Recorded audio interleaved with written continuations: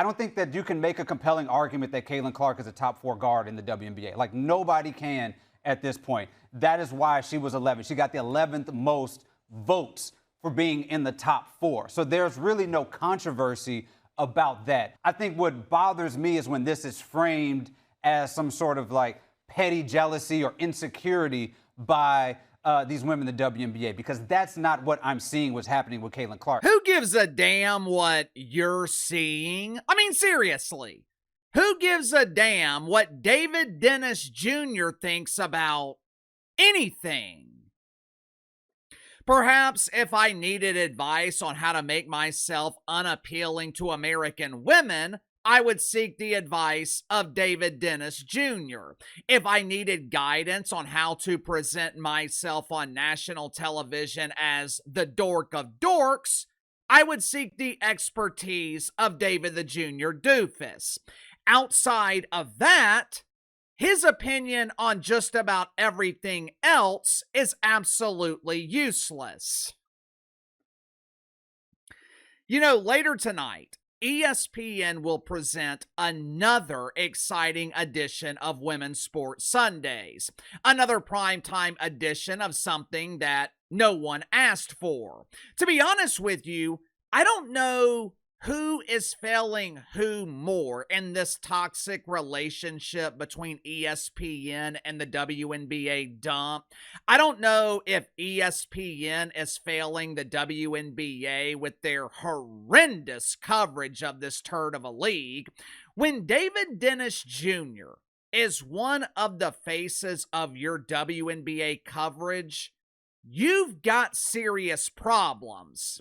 Caitlin Clark is not one of the 4 best guards in make-believe basketball. Have you seen Marina Mabrey? Have you seen Kel Mitchell? Have you seen Howard Rhine? These women are amazing.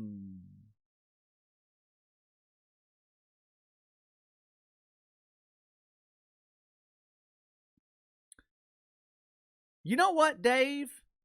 I actually saw one of these unrecognizable names and anonymous faces on my way back home from out of town earlier this morning. I'm driving down I-65 and I see this gigantic billboard. Have you seen Marina Mabrey, last seen pretending to play basketball in a half-filled arena? If you know of her whereabouts, please call someone who actually cares. I don't know who is failing who more in this toxic relationship between ESPN and the WNBA, like they do with the NBA. ESPN is providing substandard coverage of this league. Meanwhile, the WNBA is offering ESPN a substandard product every Sunday night in prime time. And I am being very, very generous by describing the basketball in this league as substandard. The only thing I know for certain, ESPN is giving the WNBA every opportunity to succeed. They are giving the WNBA an opportunity to appeal to a mainstream audience, a national audience. And somehow, this league not only continues to be a massive ratings failure, it's also a massive public relations failure.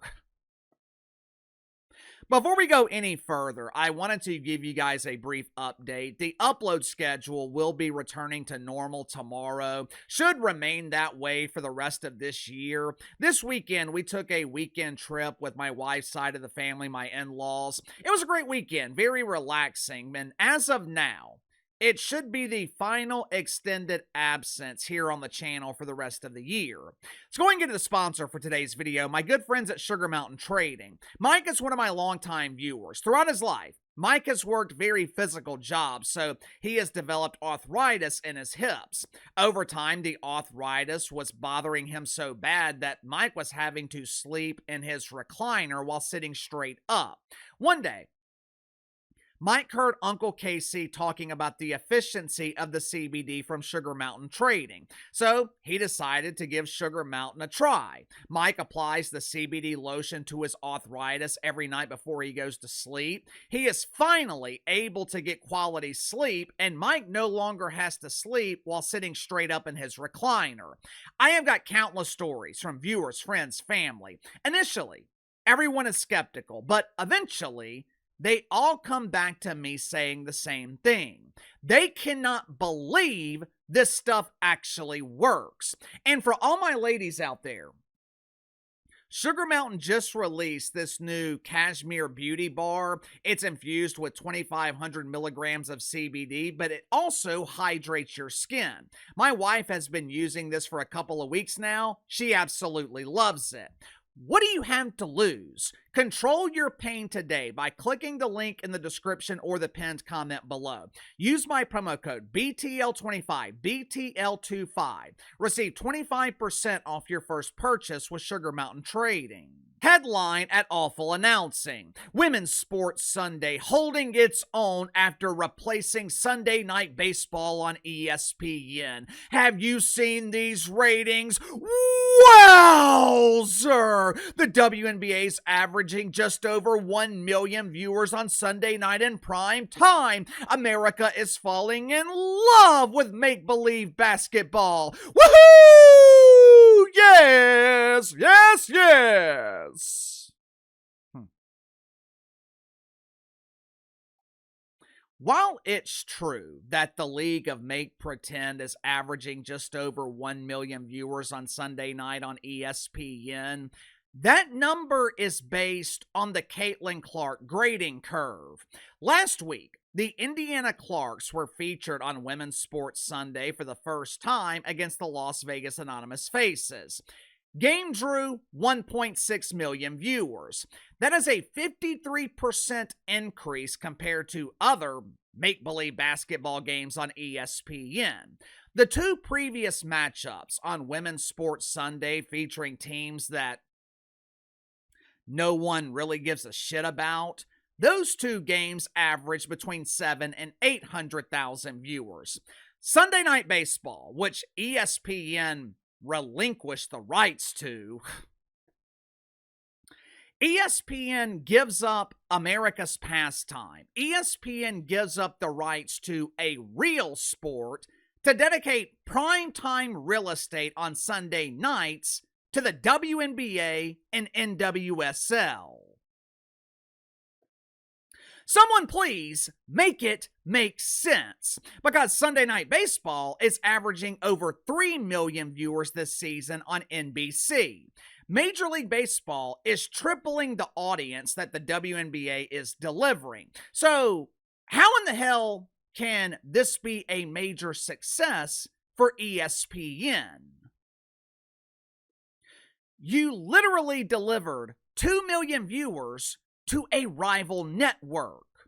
But Uncle KC, ESPN is making tons of money off the WNBA. They were paying hundreds of millions of dollars to broadcast Major League Baseball. With the WNBA, ESPN is basically paying pesos. The WNBA broadcast deal is worth almost $300 million, but the payments are split between 6 networks.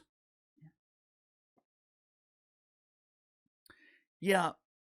First of all, let me go ahead and clear up a common misconception. To my knowledge, ION is the only network that's actually paying to broadcast the WNBA. The rest of the networks, ESPN, NBC, USA Network, which is owned by Comcast, who also owns NBC, the rest of the networks, they are paying nothing to broadcast the WNBA. Matter of fact, if they had to pay to broadcast this turd, my guess is most of them would refuse to do it. Sure, they would pay to broadcast the Indiana Clarks, but these networks, they're not going to pay hundreds of millions of dollars to showcase the Las Vegas Anonymous Faces or the Toronto Pimples, the Dallas Wankers. The only reason the WNBA is on ESPN and NBC Amazon Prime, it's because Adam Silver forced them to embrace pretend basketball. If they wanted to have the NBA, they had to embrace the WNBA, which means the nearly $300 million the WNBA is receiving from the networks, this is really just another generous subsidy from the NBA. Financially, Women's Sports Sunday is a win for ESPN. Hell, the revenue generated is almost 100% profit. It's free programming. But again, this is just another example of the WNBA not operating as a real business. This is another example of the WNBA operating as a charity. I cannot think of another league who's literally been given everything, keyword, given, and the only expectation is for them to perform. And somehow, they consistently fail to meet expectations. ESPN handed the WNBA very valuable real estate on Sunday nights in prime time. Guess what the WNBA is giving ESPN tonight? An exciting matchup between the Chicago Bravado and the Dallas Wankers, which means the 1 million viewers the WNBA is averaging for Women's Sports Sunday, that number is about to drastically decline. ESPN needs WNBA players to make themselves appealing to a mainstream audience. Now, how are they doing that? What is their strategy to accomplish this impossible goal?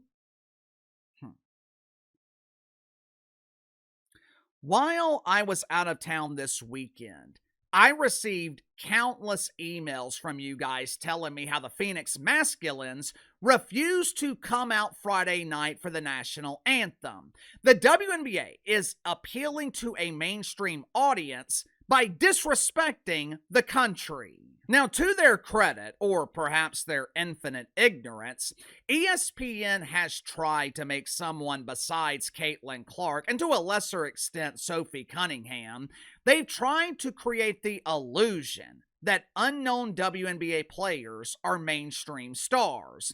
Paige Beckers, AJ Wilson, Elmer Fudd. ESPN has overloaded the polish onto this steaming turd. They have tried to make the WNBA feel important. They have tried to make this league feel like a legitimate sports league. But at the end of the day, no one takes it seriously. And the reason no one takes it seriously is the same reason the WNBA has never been taken seriously. The product sucks. 2 weeks from now, ESPN will be faced with a real test for Women's Sports Sunday. From a ratings perspective, the WNBA has already failed the test. Even with the assistance of Caitlin Clark, they can't come close to matching the ratings of Major League Baseball. But 2 weeks from now, ESPN will face a real test. They will be broadcasting a league on Sunday night that they actually have to pay for. Unlike the WNBA, the NWSL does not give away their product for free. Unfortunately for the NWSL, they're not being financially supported by a multi-billion-dollar league like the NBA. 2 weeks from today, something called Angel City FC will compete against raging Louisville FC. Even though it's clearly dedicated to polishing the WNBA turd, Women's Sports Sunday is supposed to be about all women's sports. Every so often, ESPN will give the NWSL the opportunity to shine on Sunday nights.